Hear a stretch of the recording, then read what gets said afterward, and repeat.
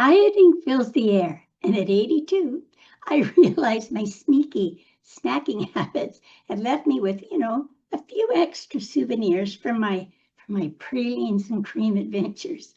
You'd think at my age, snitching calories should be guilt-free. Nope, apparently not. Hi, everyone. I'm Liz, and back to share a real-life story from behind my bifocals. Well, I started a diet routine. I really tried. But, those tiny little portions, well, they look more like fly specks than real food. My stomach was having none of it. The only thing that quenched my stomach was a double scoop of pralines and cream ice cream. Oh, my very favorite. Well, my friend Feeny suggested I try going to the local gym for exercise. I told her that wouldn't work because I don't like torture.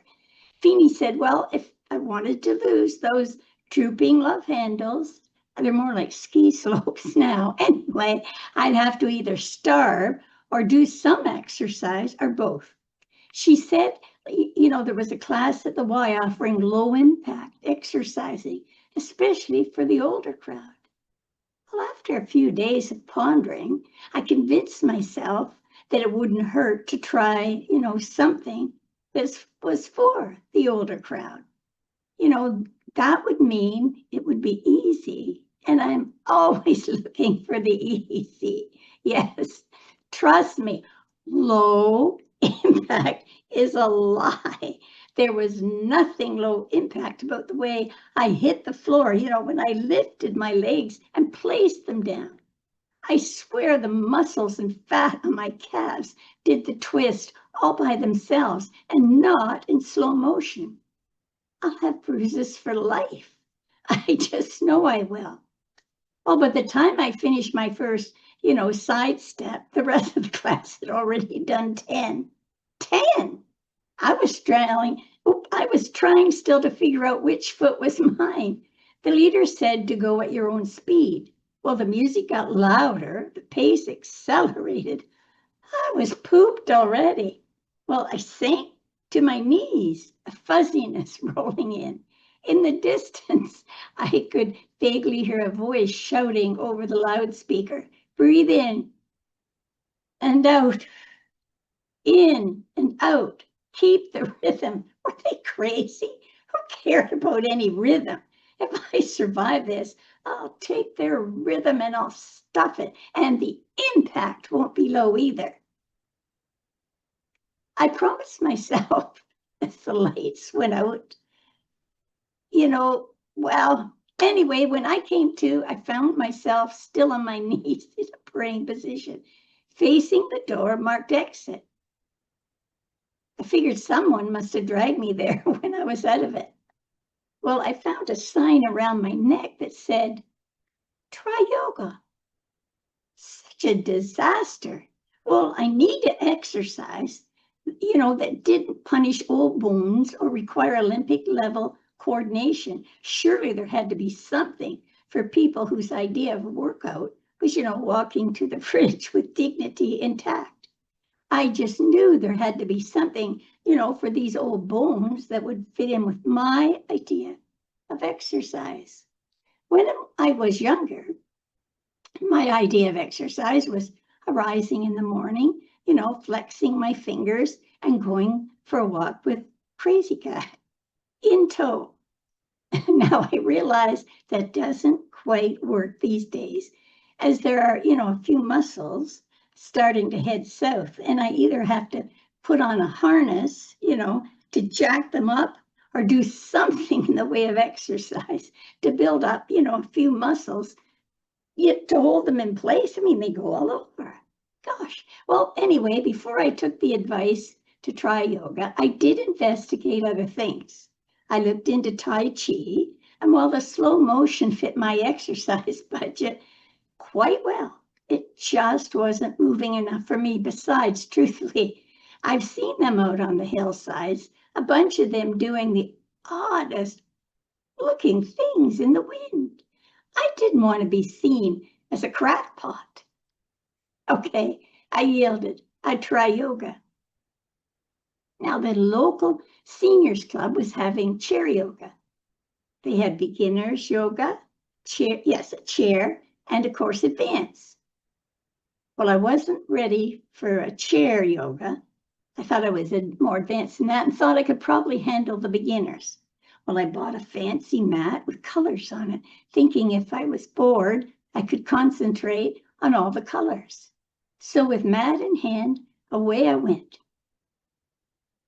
Well, as we all settled, in on our mats, I got the thickest one so I could feel comfortable snoozing and all. As I was told, there was meditation included. The teacher gave us the rules about breathing, etc. Here I was in a loose shirt and tights, no less. Boy, do your dimples on your butt show through with tights. And I had on my happy socks. She announced that no socks were allowed, only bare feet. Well, unless, of course, you had yoga socks. Well, after viewing hers, I knew they wouldn't suit me as they had, little toes in them. And I just knew my sharp ingrown toenails and calluses would tear them apart. So bare feet it was. What I forgot was I get cramps if my feet are cold. It all started out well. It wasn't too difficult for me. We were in some pose for the life of me, can't remember. I just remember we were to, hump up our backs while we were on all fours. Uh-oh, cramps were taking over. My feet and legs started shooting straight out in every direction. Well, I'm sure I looked like I was possessed, like a marionette trying to escape an evil puppeteer. Well, I saw the instructor eyeing me, but she said nothing. I just got that all settled when next came the baby pose. This is where you're on all fours, backside resting on your legs and feet, and arm and head forward, resting on the mat. Suddenly, I shot straight out, sprawled flat on my belly against the mat. I know you won't believe this. I had developed a cramp in my stomach. Well, she really glared at me then, and I just smiled. To fix the cramp was far better for me than being afraid of her glare. Well, I got through the entire hour somehow, and at the end she addressed the group, all the while glancing my way, and said, if anyone found the beginners too challenging, why, we could switch to the chair yoga. I wondered why the heck she would stare at me, as I thought I did fine. Nothing that, a few less cramps wouldn't cure. On my way home, I was trying to figure out why she had picked me out for the comments. And it was then I had a visual picture of what it must have looked like to her. This crazy woman in her class, feet, legs going every which way, and not in a slow, relaxed motion either, but maybe like I was on one of those treadmills running. Well, I'll show her, and when I show up next week for the class, she'll be so surprised. I will try to get her aside to explain, what did and what could happen again, unless I could sport my own happy socks. I realized maybe exercise wasn't about punishment. Maybe it was just another way to remind myself I deserve to feel good, whether it's on a mat or with a spoonful of pralines and cream. And which one do you think I choose? And that's how a book I wrote called Mind Over Muffins was born. Do you have a favorite low-key, exercise? If you do, send it to me. Or a funny oops moment at the gym? Drop it in the comments. I'd love to laugh along with you.